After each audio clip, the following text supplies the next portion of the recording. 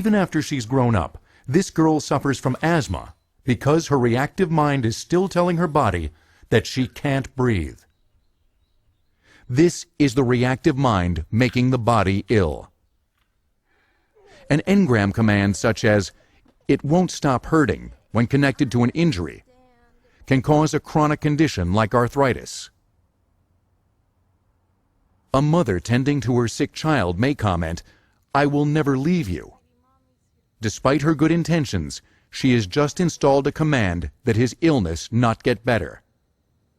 This is the reactive mind preventing the body from getting well.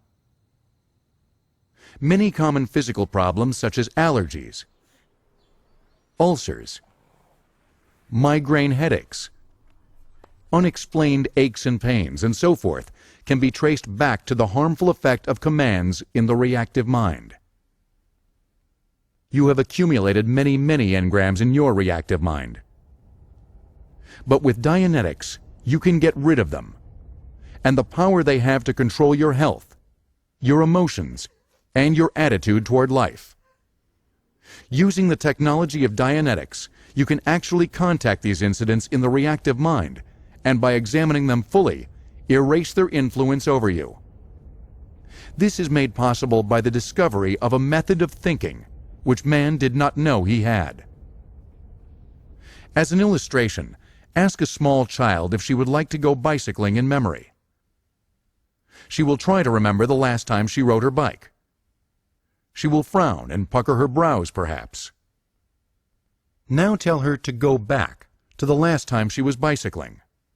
Coaxed, she will suddenly come forth with a complete experience and will be able to tell you about the wind in her hair, the sensation of speed, and so forth. She is right back there bicycling. In Dianetics, one contacts incidents in his reactive mind, not by memory, but by returning to them. Returning means that the person, while wide awake, sends a portion of his mind to a past incident so that he can re-experience it in the same fashion and with the same sensations as before. Every such incident is comprised of many pictures, and these pictures form a consecutive file extending back through your entire life. In Dianetics, this is called a time track. It is a very precisely dated record of your whole life. Think of the time track as a motion picture film, containing all your experiences in 3 dimensions with all your senses. Your mind's method of locating data on your time track is called the file clerk. Now obviously there isn't a little man in your mind handing out data, but the mind operates as if there were. With Dianetics, you return to past experiences, and by asking the right questions, the file clerk can reveal hidden pictures in your reactive mind. Using the precise steps of Dianetics procedures, which you will learn in the next section, those painful incidents can be erased from your reactive mind, removing their power to control your life.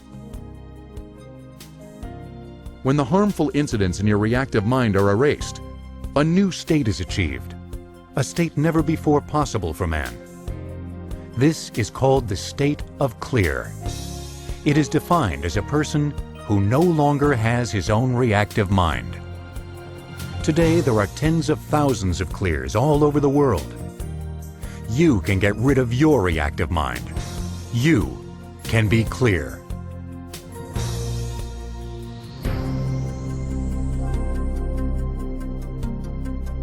The techniques of Dianetics are easy to do. You and a friend will team up together and follow the basic steps of the procedure. This is called auditing, and any 2 reasonably intelligent people can do it. The term auditing comes from a word which means to listen. In auditing, the person running the session is called the auditor. The person receiving auditing is called a pre-clear, because he has not yet been cleared of his reactive mind.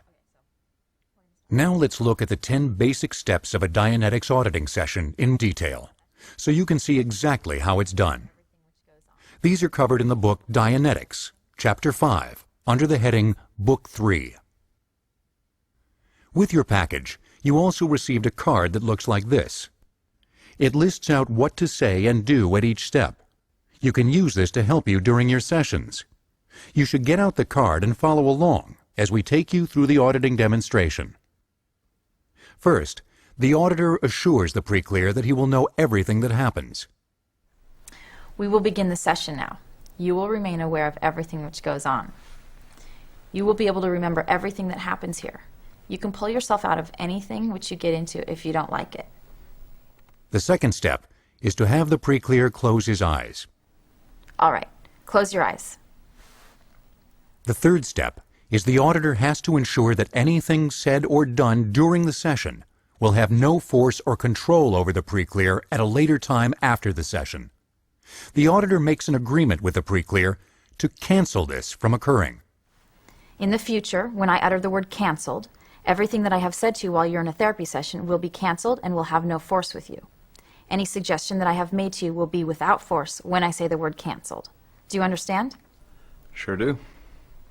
In the fourth step, the auditor has to locate and return the pre-clear to an incident. Have the pre-clear find an incident that he feels he can comfortably face. Any incident is okay if the pre-clear feels he can comfortably face it. We're going to find an incident in your life of which you have an exact record. Then by sending you through it at the moment it happens several times, we're going to reduce it. Locate an incident that you feel you can comfortably face. All right. Yeah, a meeting where I'm... The auditor now returns the pre-clear to the incident. Okay. Go to the beginning of that incident. Okay. Now we come to the fifth step, having the pre-clear re-experience the incident from beginning to end, telling the auditor about it as he goes along. Work with the file clerk to get the data. All right. Go through the incident and say what is happening as you go along. I'm in a meeting, and I'm just feeling stressed out. The pre-clear has returned to the incident, going through it as it is happening, not simply remembering it. I just feel tired, like I need to go lie down, and so I excuse myself from the meeting. That's it. I understand. Have the pre-clear go back to the beginning of the incident again and recount it. Each time the pre-clear goes through the incident, its negative influence over him is reduced. Go back to the beginning and go over it. Pick up whatever additional data you can contact. Notice new data is surfacing.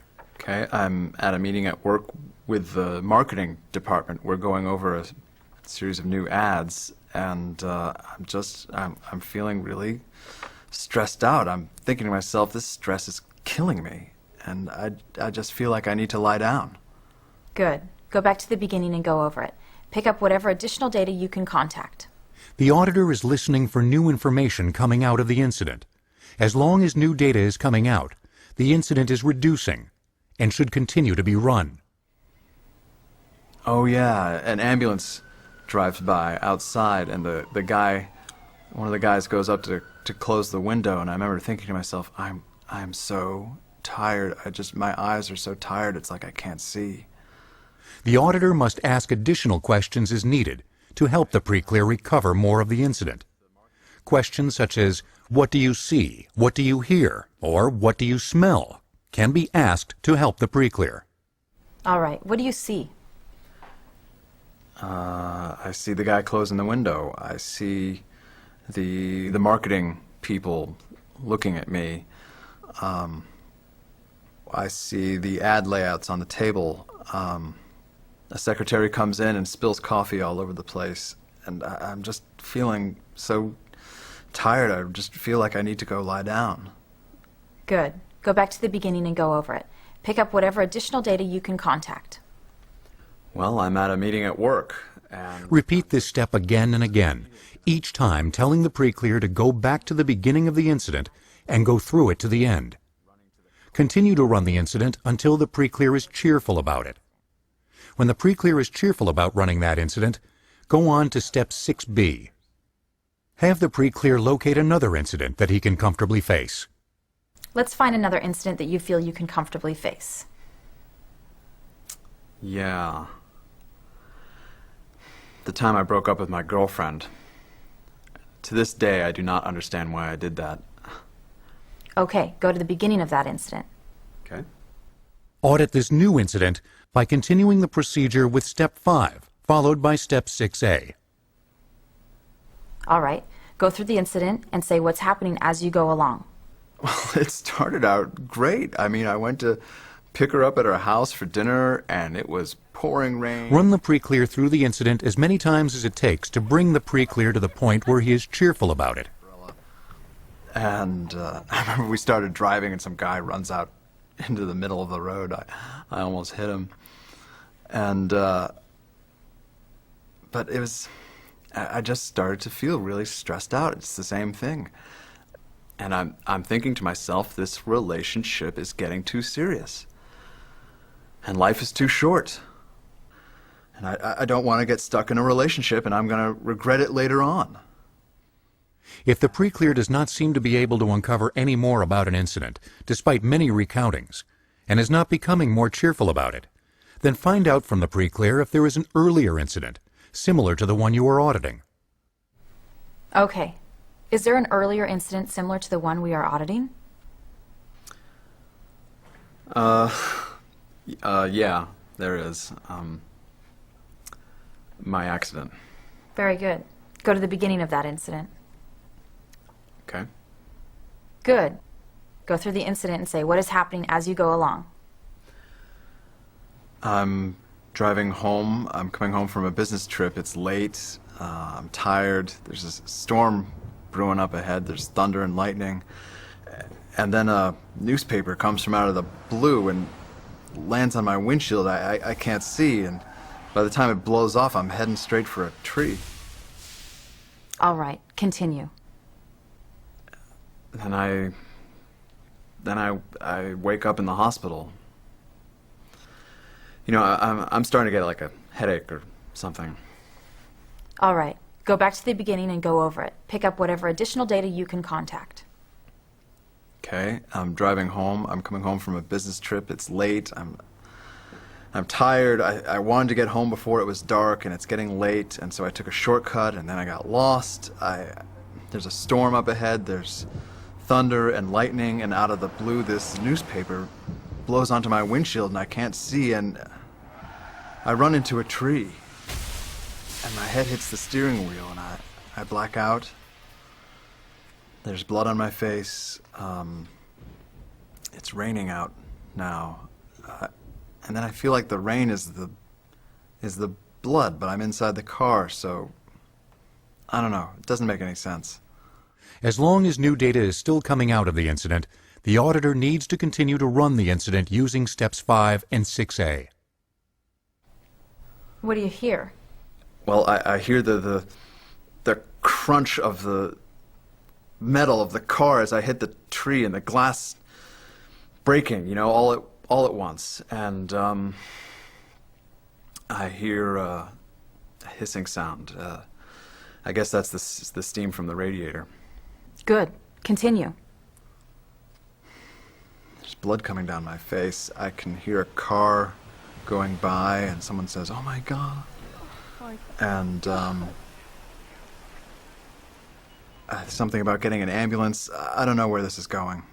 What do you feel there? I can feel my car seat. I can hear the door chime going dong, dong, dong. I guess the door. I opened the door. Yeah, I opened just before I blacked out. I tried to open that door, but I couldn't get out. And then they got me out. They got me out. They got me onto a stretcher, yeah. And I can hear some voices in the distance. What's happening? I can't see. Continue through the incident. They load me into the ambulance. And then someone starts talking. God, my head is throbbing. Someone says something. Yeah, stress is killing me. This stress is killing me. And I'm in the ambulance. I can hear the siren. I can feel it moving. And there's talking. These guys they're talking. One of them's talking about dropping his girlfriend. You know, life is short, you know? This dude want to get stuck in a long-term relationship and regret it later. That's all I can remember. All right, go back to the beginning and go over it. Pick up whatever additional data you can contact.